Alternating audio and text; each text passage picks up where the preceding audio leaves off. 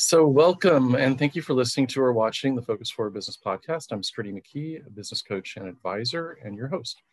I'm excited to have my next guest here, Dr. Danelle Dickson. Dr. Dixon's a physical therapist, private practice owner. She is also the founder of Dance Bridge Online, as well as one of the founders of the Black Female Foundation, a project that helps female Black, Indigenous, people of color business owners get paid for showing up as themselves. Dr. Dixon is based in Washington, D.C., and her clinical practice, Performance Plus Physical Therapy, serves performing artists and others. Thank you so much for being here, Dr. Dixon. Thank you so much for having me. I'm excited to chat with you. Yeah, me too. So will you please tell our listeners a bit more about who you are and what you do, if that list wasn't long enough? Sure. As Sturdy said, my name is Janelle Dixon. My company is Performance Plus Physical Therapy. I'm an orthopedic physical therapist, also specializing in sports and performing arts or dance medicine. I've been in practice for about 15 years, won't betray my age. My practice is in Washington, D.C. And I am a little bit of a jack of all trades these days. I have my hands in quite a bit of different things, all complementary, they all tie together, but definitely keeping life exciting as we like to keep it in 2021. If you hear a little bit of an accent, it's because I'm originally from Trinidad and Tobago. So that's the funny accent that you may hear come out if I get super excited about something. My background in terms of getting into physical therapy really came from my experience as a dancer, getting injured and having an incredibly grateful experience in working with a physical therapist that put me back together at a very stressful time in my life. And it really influenced my passion to advocate for patients, to really get specialized care and to really deliver healthcare that is personalized, that is specific, and really gets patients to their specific goals, which is why I work with the population that I work with. And it has bled into just about everything that I do. I really do believe in advocacy. I do believe in empowering patients and people to get to their next best thing, whatever that may be.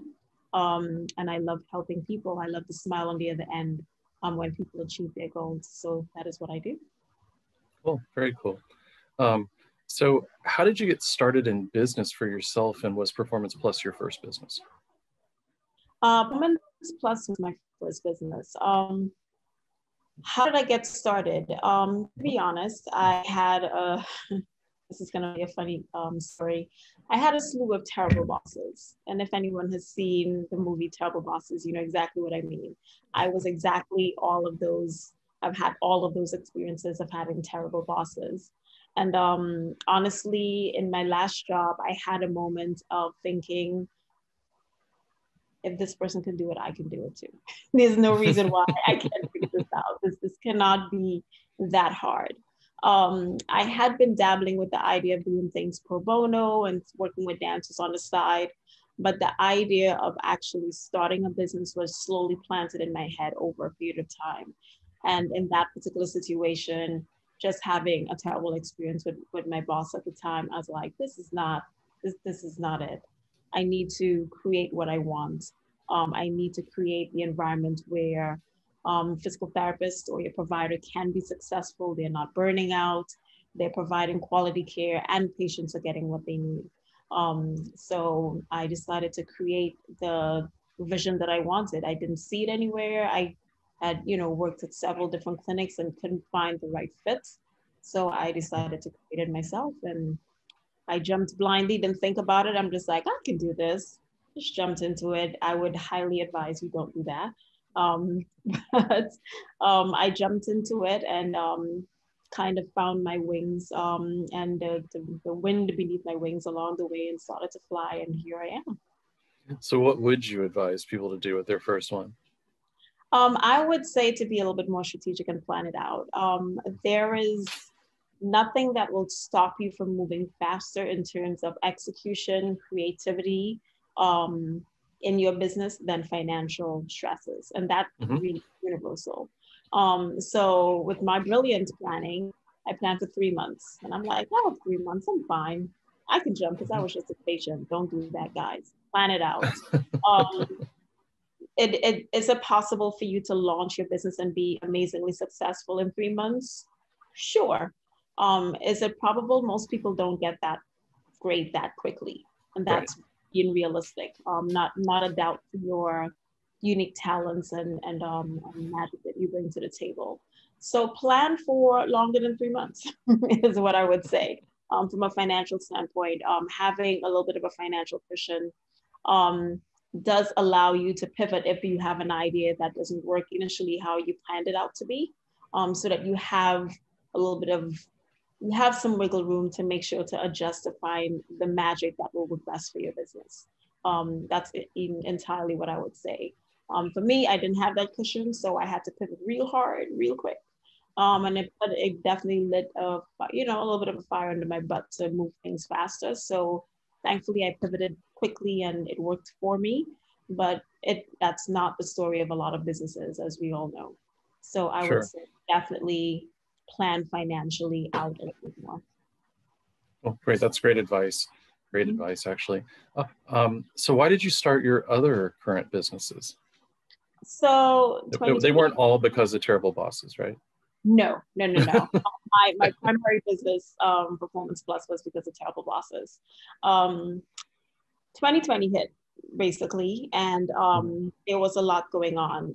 Business number one, which is the Black Female Foundation, it's a program that focuses on working with BIPOC women to really give them the mindset and the tools that they need to be successful in business. As we all know, working in business as a woman is difficult. It's even more difficult if you are a BIPOC woman. And being that person and learning along the way and not having mentorship in the way that I would have wanted it, I definitely made loads of mistakes and had lots of pitfalls that I would have not imagined, that I realized a lot of my colleagues were not going through. So when 2020 hit last year, the famous, crucible of our lives, I think, as we'll all call it, as we refer to it at some point, myself and my business partner, Joanne Michelle Martin, amazing physical therapist, kind of got together and was presented with this idea of why don't we present something specifically for BIPOC women. We've both had gone through similar situations and challenges and knew intimately how difficult it is to get a business off the ground and running, just as a business person, flawless for having those two descriptors of being a woman and being a woman of color. And we knew what those pitfalls were, and we really envisioned bringing together women, giving them the gifts and the tools that they needed, but also creating a community where these women can thrive and really be connected to the right people to get their business launched. We have this this lofty ideal of having an international brand where we have this amazing network of women all over the globe that can really open doors for other women that are coming up and coming. Women are brilliant, we know it, nothing against men, certainly, but women are brilliant, and the thing that we lack is opportunity.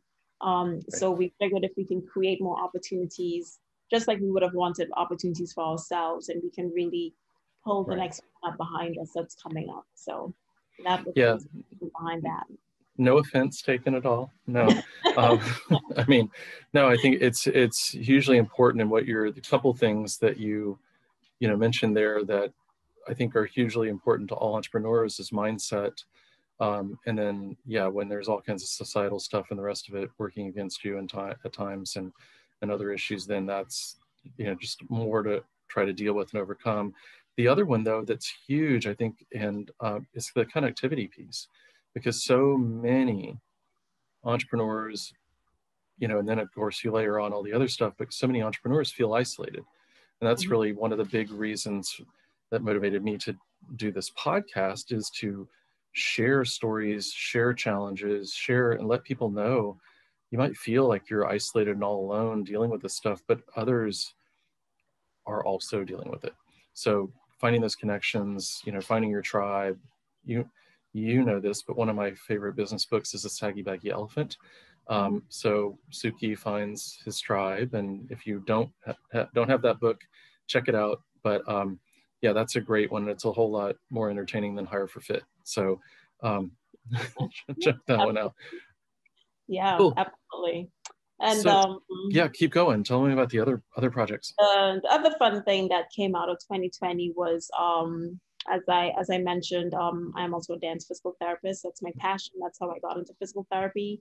And the two of my other colleagues at the same time, we were having similar ideas at the same time and decided to come together under one umbrella.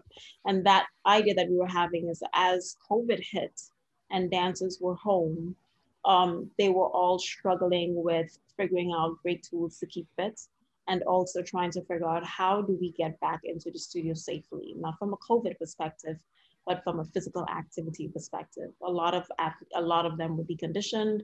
A lot of them were not ready for jumps or the intensity of training that they were doing before. And there's just a lot of despair and a lot of, we have no idea where to go. And this was not just dancers, this was choreographers, this was teachers, administrators, a lot of the people that lead the dance world. So we created a Dance Ready project, which is an umbrella company that houses three different products. The first one is called Dance Ready Conditioning, which is a live 3-week program that encompasses amazing names in the dance world. If you're familiar, big names, Akui Nona Parker, Renee Robinson, Deborah Wingert, just amazing professionals that have lended their time to not only teach, but also to educate.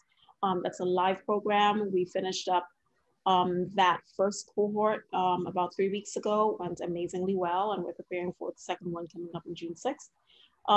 The second tool is called the Dance Ready Screen. And that is a tool that is an automated evidence-based screening tool that can be done online. So think of it as a physical therapist in your pocket that will give you a GPS of where you are in terms of dancing and give you immediate tools in terms of where you need to be. You don't need to be a physical therapist to administer the test.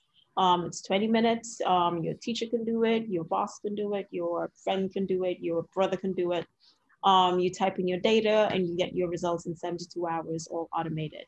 An amazing tool for in this time where we are all at home and dancers need to figure out where they are and where they need to go, and also because for injuries, it's an amazing tool. And the third one is something that was mentioned before, Dancers Online. It's my online cross-training program for dancers, 8-week program where you get me in live in person doing assessments and also walking you through the program at certain points in terms of checking calls to troubleshoot and see if there's anything going on. But you get 6 weeks of 30-minute classes for 5 days a week. It's hard. I did it myself. But it will get you in shape. So those guys who are looking for a tool for competitions, YAGP, for auditions, rehearsals coming up, shows coming up, it's an amazing tool that you can really tailor to your life. You can get in, get out, be strong, and get ready for the next thing ahead of you. Cool. Any other projects? Right now, no. That's it for now. I have enough on my plate. So, but well, you do have one more I'll mention though. So in addition to all of that, right? You also host your own podcast called Dancing Around Elephants. Right? I didn't forget about that. But the point is you have a lot going on, right? And there are a lot of people owning a business, trying to run, grow, decide what to do next, who struggle with having enough time. We say having enough time, doing air quotes, right? Because we've all got the same amount. So really, I've discovered that there are a lot of tricks and skills, and if you embrace the ones that work best for you, they can help you accomplish a lot more. What advice would you give those people? What lessons or tricks would you teach them or share with them that might help someone who is struggling with not having enough time? So usually when you get into the situation of not having enough time, it means that you also lack clarity on what's the next best thing to do. And really every day you have to wake up and decide what's the next best thing to do that day. Not what is urgent or what is relevant, but the next best thing. And there are different ways that you can kind of figure that out. So the first piece I would say is to get some clarity. I am a big fan of mind maps. I'm a very visual person. If I can see it, I can tell you about it. But more importantly, it's also clear to me in terms of where things are spatially and where they need to happen in time. So I would highly encourage anyone that's listening, get into a mind map. One of my favorite ones is Coggle, COGGLE.IT. Great way. It's a free tool that you can use that you can map out all of the things that you need to do. And then the next thing that you need to do is decide, do I need to do it? Does somebody else need to do it? Or does it even really need to get done? Okay. That clarity part is also going to be important in terms of matching up to your goals. Where are you going in your business? What's your biggest pain points? Do you need to make money? Do you need to be seen? Do you need to move into a new space? What is the next best thing that needs to happen? And again, getting clarity on the steps, the processes that needs to happen to get there, and then figuring out what do you need to do. The biggest bottleneck for a lot of businesses, and I've experienced this myself, is feeling that we have to do everything. You are one person and you are amazing at what you do, but you have a role in a growing company. And companies that are successful are great at delegating. And you have to become very good at that in order to move forward. So that's my advice to that person. That's awesome. Thank you. Great points there too. So, on that isolation theme, we all seem to think that we wake up Monday morning, there are problems in our business and we can get really down about that.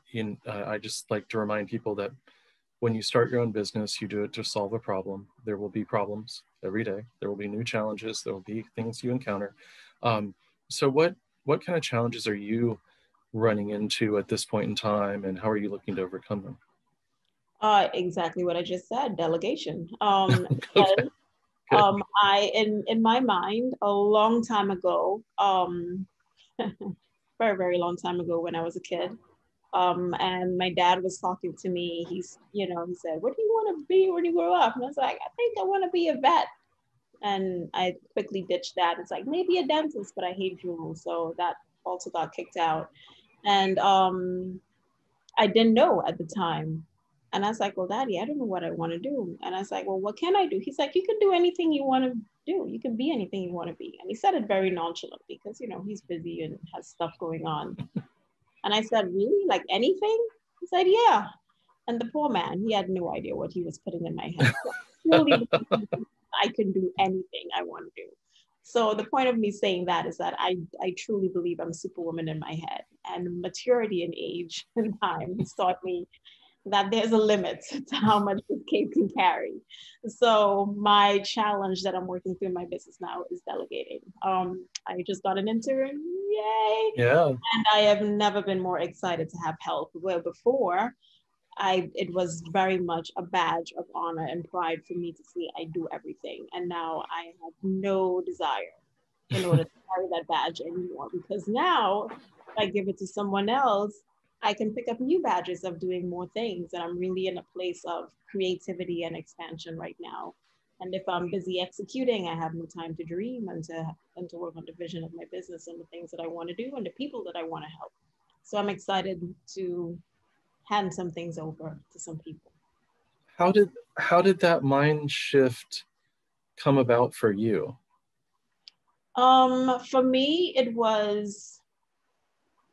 really was a shift of not, again, the pride of saying I did everything. I did the marketing, I did the design, I did all of these fun things. And it came from deciding that it was okay to trust someone else to do the job as well as I can.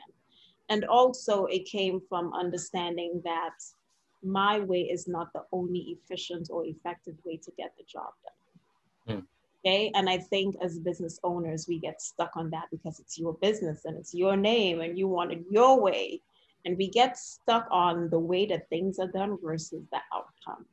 And I think once you start growing in business, you start realizing that you have to be malleable. You have to be able to accept that there are different methods to get to your goal, because really business growth is personal growth if you really take a step back. And the more that you realize that there are different ways that you can achieve your objective, then you don't get married to the process and you don't get stuck if you have a problem there. You don't get bottlenecked. So the second that I was able to realize that, oh yeah, somebody else can do copy and it works just as well. We still got conversions, we still got clients. I didn't have to say it in my voice, but somebody else's voice works as well. Or, you know, if a flyer works because it was pink and blue instead of green and yellow. And I'm like, no, green and yellow works best. And it didn't really matter because I thought it was important, but it wasn't.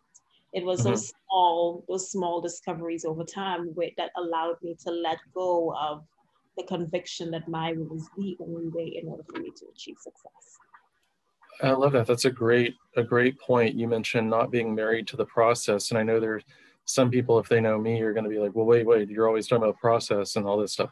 That's very true. But exactly what you just said, if you iterate, if you test, if you're deliberate about trying new things, or you're letting somebody else experiment and you look at the results, your processes evolve. I mean, they're critical. You need them. Yes. Right. But they're going to change over time, especially as your business grows, as your reach grows and all that. So no, you make a bunch of good points there, but that's what I wanted to call out specifically. But yeah, that's a big deal too. I mean, if you can think of more to say around the mindset, that's a huge piece for a lot of business owners. What I try working with clients on is getting away from the idea that I'm the hardest working player on the team to moving into the dugout or onto the sidelines a little bit more. Be the coach. Absolutely. I think to your point also, I think a good analogy to understand, I think people have a misconception also of what business really is. You're really becoming a specialist at understanding what people want. You're not becoming, I deliver point shoes or I sell headphones, you know. You're figuring, if you're really truly an evolving entrepreneur, you're becoming an expert in what people want. And the way for you to figure that out is to actually listen to your market. If you look at any entrepreneur over time, they've offered a million things that have failed, and the million and one thing finally works because they listened and they evolved and they evolved and they evolved. So they thought the blue one, everybody wants a blue headphone, right? No, maybe they don't want a blue, maybe they just want white. And that could be the difference between selling 5 units of a headphone or selling 5,000 of a headphone. And if you are able to start paying attention to those variables and adjusting your market and tuning your product or your service to fit the market and give them what they want, that's where the success lies. So again, we come into business and we think, I'm going to show the world how amazing I am. It's entirely not about you. It's not about you, right? Flip it the other way. I am amazing at making you look good. That's business, you know? So the faster I think that you figure that out, and it takes, it's a huge chunk of humble pie, you know? You know, you really have to have the personality to be like, oh, wow, I found something that works. And it's not just because I'm so smart and amazing. It's because somebody likes my idea. Because without the people to buy your products and service, you're not a business. It's as simple as that. You just have a great hobby and a good idea, which is a mild minute, you know? So if you really want a successful business, you really have to get very skilled in selling this concept that people are willing to buy. And you cannot do that without listening well. So it's really a lot of humble pie for those guys who, you know, who put, I have a business, not 5 businesses. All right, does it make money? Who likes your business? How many people are you serving? You know what I mean? So that's when those numbers start mattering. But again, the success, whether you serve 1 person or 1 million, comes from listening all day, every day. So that's absolutely fantastic, right? You're becoming an expert and figuring out what people want. Yeah, that's it. If somebody's listening, then that's not a giant take home, then okay. I'm not sure. That's just Keep listening, keep listening. No, that's just such a well, it's also so elegant, right? It's so concise and elegant as well. No, I love that. Thank you. So tell us about what's your proudest moment in your business life so far? That's such a hard question. Letting go and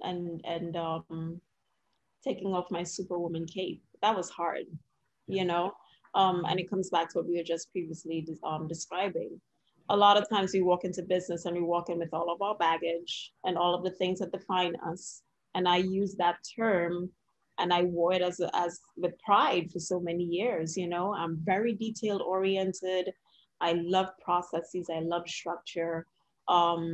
And as a dancer, as a student, as someone who worked in corporate PT for quite a while, they were all things that got me through and got me recognition and people praised me for. And I jumped into business and none of that stuff served me at all, you know?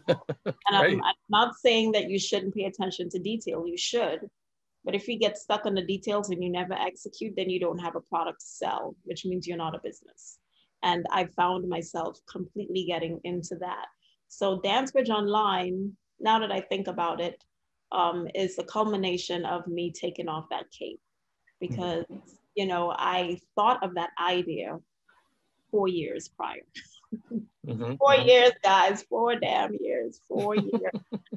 And I found a reason why to back out of recording those videos every single time. I wasn't in shape. I didn't have time. I was too busy. I wanted this elaborate thing. I couldn't get the studio that I wanted. I didn't want the light.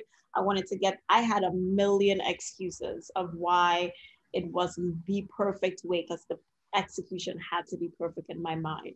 I definitely put on my dancer brain for that.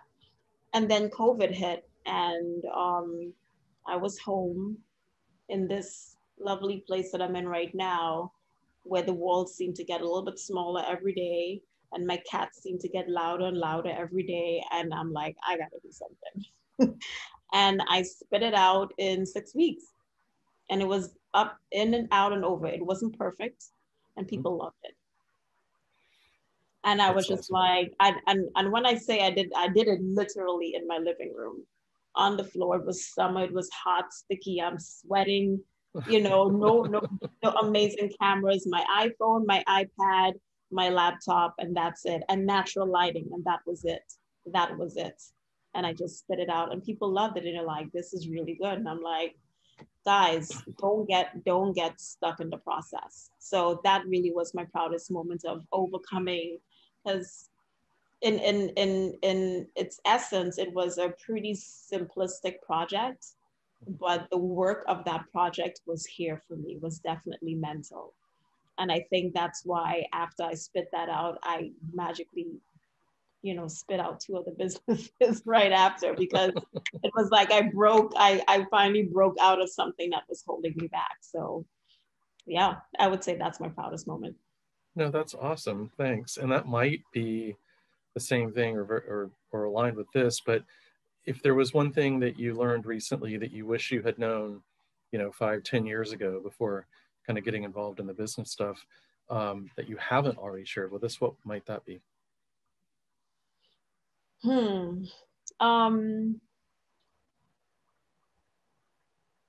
I think I'll reiterate a little bit of what I just previously said, which would be, don't get stuck in the details. There are certain things, of course, specifically in our profession, that details matter. But older that you get, the more experience that you get, you realize that people care about certain things. And 9 times out of 10, it's never about the details. It's about the way people feel, the way people experience you, and you know, how, you know, what your outcomes are. And they're not always detail oriented. So it was a harsh lesson for me to learn that all the time that I was in school, my meticulous notes really didn't matter in the real world. I'm like, what? Are you serious? Nobody's looking at this? But I had to let it go and move on. So I wish I'd realized that sooner, because I definitely would have. I can come up with 5 businesses a day. I have a pretty great eye for spotting things and spotting opportunities. And had I not gotten stuck on Dance Bridge Online for 4 years, I probably would have spit out a lot more stuff a lot faster. So, well, now you're on a roll. I think I am, but I need help, y'all. I need help. Please feel free. Say, hey, D, I can help you out. I'm the Superwoman cape is off. I will accept the help. No, that's awesome. Any business books, articles, anything that you would point folks to beyond this? Ooh, yes. I'm currently listening again to Atomic Habits by James Clear. Mm-hmm.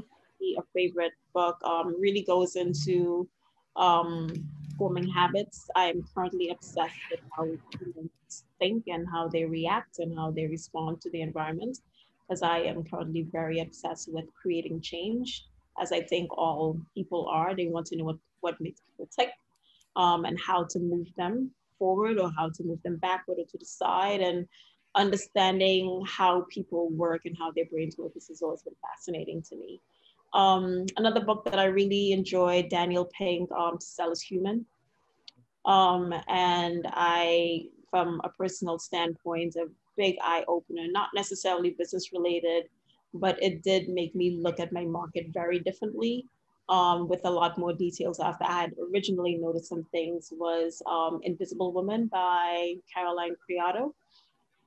Very illuminating book in terms of the discrepancies in research, in markets, in products and services, in design of the world and how different it is for women compared to men. So very eye-opening. Down to your iPhone, guys, is designed for men. Did you know that? Imagine that. It's funny because the women in my house like the iPhone. They may be outliers. They may be outliers, but the design of your iPhone, the design of seat belts, the design of airbags, actually all of the data that is collected in terms of the efficacy of cars in terms of safety, those are all rated on male dummies, not female dummies. So if you're pregnant, seatbelt fits differently, the impact right. will be completely different.